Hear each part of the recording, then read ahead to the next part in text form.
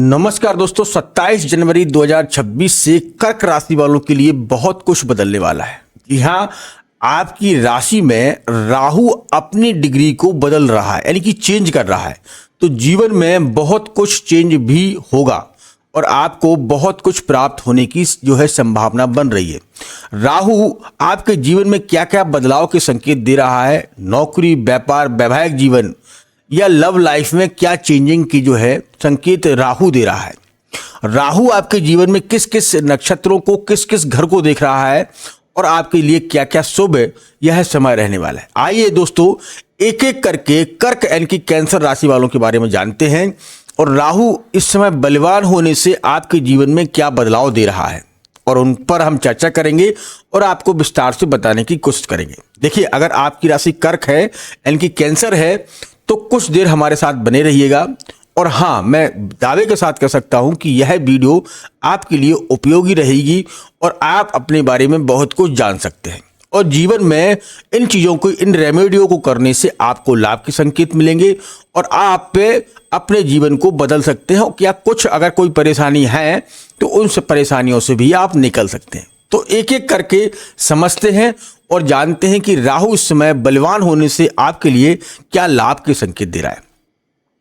इससे पहले मैं दोस्तों अपना इंट्रोडक्शन दे दूं। मैं हूं पंडित आर के पाठक और आप देख रहे हैं अपना ही YouTube channel all is well राशिफल। यूट्यूब पर सर्च करिएगा, आपको फर्स्ट लिंक पर प्राप्त हो जाएगा। मेरा ही चेहरा लगा है, आप आइएगा, सब्सक्राइब करिएगा और लाइक करिएगा।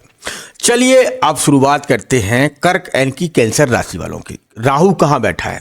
देखिए, राहु लगन चार्ट के हिसाब से, जो गोचर के हिसाब से मैं आपको बता रहा हूं, तो लगन चार्ट के हिसाब से देखें तो राहु आपकी कुंडली में इस समय अष्टम भाव का स्वामी बना है, 8वें घर का। 8वां घर क्या होता है, पहले इसके बारे में जान लेते हैं। 8वां घर रहस्यों से भरा होता है। 8वां घर अल्प जो है कलाओं से भरा होता है। 8वां घर मृत्यु का कारक भी होता है। 8वां घर तंत्र मंत्र विद्याओं का ही जुड़ाव रखता है। अच्छा, राहु का यहाँ क्या प्रभाव रहता है? राहु आपके स्वास्थ्य में बढ़ोतरी कर देता है क्योंकि यह उलट चलता है। यह उलट क्यों चलता है? क्योंकि जो इसके विरुद्ध में, मतलब जैसे सूर्य हो या मंगल हो या चंद्र हो, इसकी किसी के साथ नहीं बनती। ये तीनों ग्रह इसके बहुत बड़े दुश्मन माने जाते हैं। क्योंकि एक बार की बात है, जब समुद्र मंथन हो रहा था तो समुद्र मंथन के समय जो है अमृत पान का बंटवारा हो रहा था। एक साइड में जो है असुर बैठे हुए थे, एक साइड में जो है देवता बैठे हुए थे। वह अमृत का बंटवारा मोहिनी रूप में भगवान विष्णु कर रहे थे। और क्योंकि यह जिद्दी है, छलिया है, वायु तत्व का ग्रह है, तो यह जिद्दी होने के साथ में छलिया है, भेष बदलने में बहुत माहिर है। राहु ने अपना भेष बदला और राहु ने भेष बदल के, राक्षसों का भेष बदल के और देवताओं को भेष बनाकर यह देवताओं के बीच में बैठ गया और इसने सोचा कि कोई छल कर रहे होंगे। विष्णु अगर यह मोहिनी रूप में आए हैं तो कुछ ना कुछ छल हो रहा होगा, क्योंकि यह बहुत जिद्दी है और बहुत हद दूर तक सोचने वाला यही ग्रह है। तो बैठा, उसी समय क्या है, अमृत पान हो रहा था, बंटवारा हो रहा था, तो राहु को भी जो है मौका मिल गया अमृत पान करने का। और जैसे ही उसने अमृत पान किया, उसी समय चंद्र, सूर्य और मंगल की दृष्टि राहु पर पड़ गई और वो समझ गए कि यह है कोई दैत्य, मतलब कोई देवता नहीं है, यह दैत्य है। और दैत्य होने के कारण जो है उन्होंने क्या किया कि विष्णु को बता दिया कि विष्णु भगवान, हे ईश्वर, यो आप जिसको अमृत पान करवा रहे हैं वो देवता नहीं है, एक राक्षस है। तो जो है भगवान विष्णु आप अपने अवतार में आए और जो है राहु का गला काट दिया। तब तक क्या हुआ कि तब तक जो है राहु ने अमृत पान कर चुका था, उसकी कुछ बूंदें उसके गले के अंदर उतर चुकी थीं और अब उसका जो है मृत्यु होना बिल्कुल संभव नहीं था। लेकिन भगवान विष्णु ने अपने सुदर्शन चक्र से उसके 2 हिस्से कर दिए, राहु और केतु। यह निर्माण हुआ राहु और केतु का, ये दोनों ग्रह। उसी समय से वह विष्णु से तो कुछ कर नहीं पाता है क्योंकि वो तो साक्षात भगवान है, सृष्टि का रचता है। लेकिन जो देवता है, जैसे सूर्य हुआ, चंद्र हुआ और मंगल हुए, इनसे उसकी बहुत बैर है। ये इनको अपना बहुत बड़ा शत्रु मानता है। आपने देखा होगा कि सूर्य ग्रहण और चंद्र ग्रहण यह राहु ही बनाता है। ये राहु केतु ही जो है चंद्र ग्रहण और सूर्य ग्रहण का निर्माण करते हैं। एक इतना बड़ा शक्तिशाली ग्रह सूर्य सबसे बड़ा ग्रह है, उस पर भी राहु की जो है छाया रहती है और राहु अपने ही जाल में इसको फांस लेता है। तो कहने का मतलब बहुत जिद्दी के साथ में बहुत पावरफुल ये ग्रह है। मैं मान सकता हूं कि कलयुग में यह और भी अधिक बलशाली हो रहा है, क्योंकि यह जो है सोशल मीडिया, क्योंकि यह वायु तत्व का है, हवा की तरह। यह किसी भी खबर को बहुत जल्द ही वायरल कर देता है, यही इसका काम है। झूठ को बहुत जल्दी फैलाने की कोशिश करता है, यही इसका काम है। यह कान में किसी की बात कहने में, मतलब कानाफूसी नहीं कहते हैं कि यार कानाफूसी कर दी, उन्होंने मेरी चुगली कर दी, ये राहु का ही काम है और यही कलयुग में सबसे अधिक दिख रहा है। ऐसी चीज़ों का यह कारक माना जाता है जैसे जुआ, सट्टा, लॉटरी, शराब, इस चीज़ों का यह कारक माना जाता है। कलयुग में सबसे ज़्यादा इन चीज़ों का ही सेवन हो रहा है, इन चीज़ों का ही प्रयोग हो रहा है, यह राहु का ही कारक है, इसीलिए इसको और भी बलवान माना जा रहा है। दोस्तों, अब जानते हैं कि इसकी दृष्टियां किस किस भाव पर पड़ रही हैं। उस घर में आपको लाभ के संकेत मिल रहे हैं या हानि के, इन चीज़ों को भी देखना अति बलशाली है। देखिए, पहली दृष्टि से कहाँ देख रहा है, इसके पास में 3 दृष्टियां हैं, गुरु के पास भी 3 दृष्टियां हैं, शनि के पास भी 3 दृष्टियां हैं और राहु और केतु के पास भी 3 दृष्टियां हैं, 5, 7 और 9। पहले मैं आपको बता दूं 5, 7 और 9।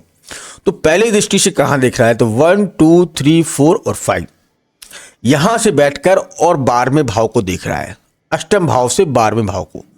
तो 12वां घर क्या है, 12वां घर आपका विदेश से जोड़ता है, फॉरेन कंट्री में आप चाहे रहते हो या वहां वर्क करते हो, यहां पर आपको 12वें भाव से आपको लाभ के संकेत देगा। मतलब आपको फॉरेन कंट्री में आप रह रहे, तो वहाँ पर अगर आपके कोई नया कार करना चाहते हैं या कोई जॉब चेंज करना चाहते हैं या मकान चेंज करना चाहते हैं या कुछ भी आप करना चाहते हैं, या राहु वहाँ पर आपको कराएगा।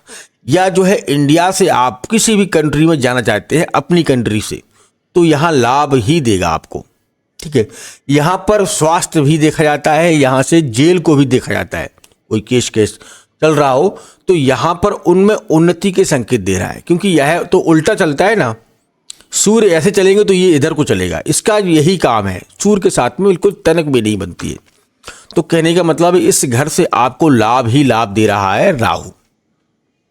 फॉरेन कंट्री से जुड़े बहुत लाभ के संकेत, भूमि, वाहन इत्यादि का लाभ मिलेगा।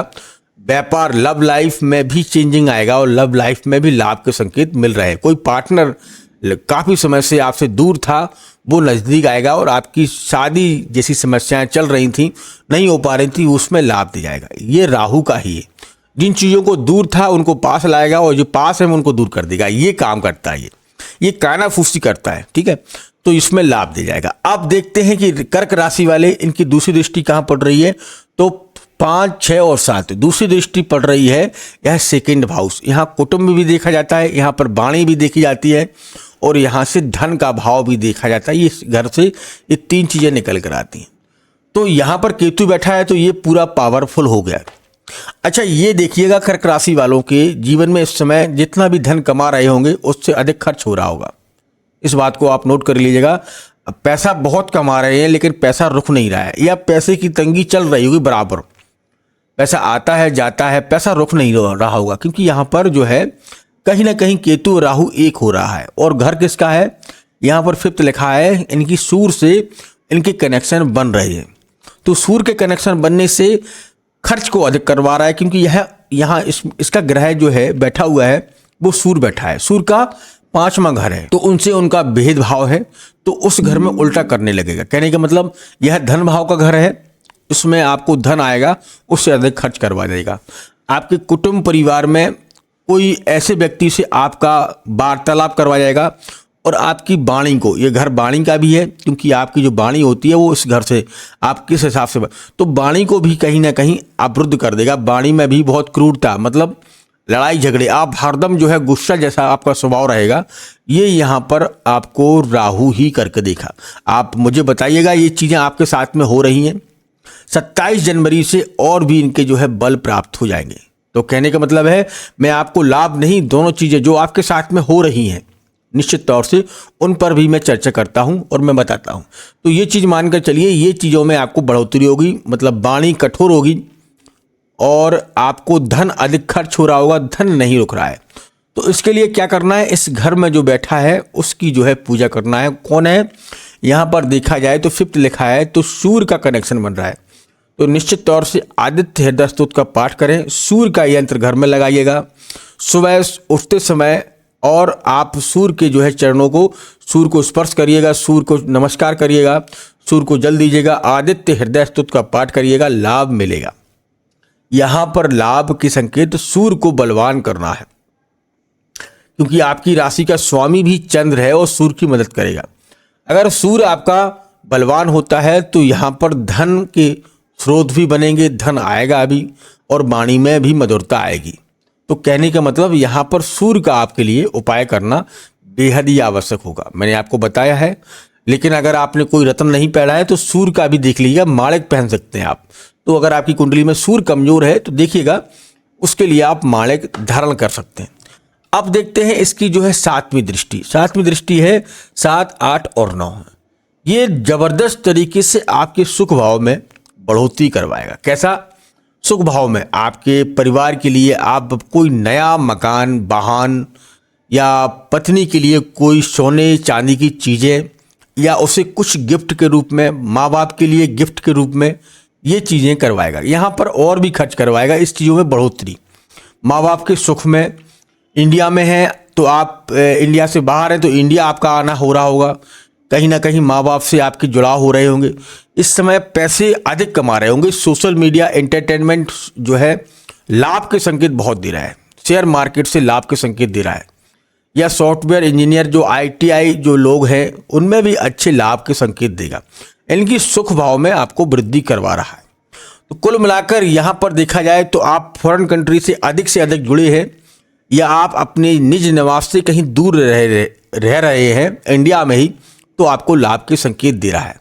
कुल मिलाकर ये आपके लिए दोनों घर सुख भाव में बढ़ोतरी करता हुआ दिखाई दे रहा है। यहाँ पर आदित्य हृदय स्तोत्र का पाठ करना आपके लिए लाभ कर रहेगा। मैं ये गोचर के हिसाब से देख रहा हूँ, आप अगर अपनी कुंडली को देखना चाहते हो तो लगन चार्ट के हिसाब से देखिएगा, या लगन गोचर के हिसाब से देख रहा हूँ तो ये देखिएगा कि सूर्य आपकी कुंडली में कितना डिग्री में है, ठीक है। उस हिसाब से अगर आप उनकी पूजा अर्चना करते हैं या माणिक धारण कर सकते हैं। या राहु, अगर आपको इसका फल नहीं मिल रहा है तो राहु 21 डिग्री में हो रहा है और आपकी कुंडली में डिग्री में बहुत कम बैठा है, जो है 5 डिग्री में बैठा है, या जो है 27 डिग्री के बाद बैठा है, तो उसके लिए आप गौमेद या स्टिक डॉग की सेवा या राहु के मंत्रों का जाप आप करिएगा, या नहाते समय काले तिल पानी में डालकर नहाइएगा, लाभ मिलेगा। ये चीज़ें राहु के लिए है, अधिक लाभ आपको देती हुई दिखाई देंगी।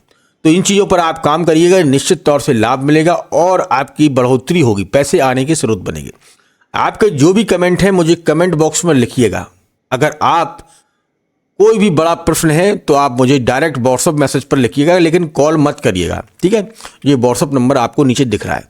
तो दोस्तों ये था कर्क राशि वालों के लिए। आपका कोई भी प्रश्न हो मुझे पूछ सकते हैं। मिलते हैं बहुत जल्दी एक नेक्स्ट वीडियो में, तब तक आप अपना ख्याल रखिएगा, स्वच्छ रहिएगा। धन्यवाद। जय श्री राम, जय जय श्री राम।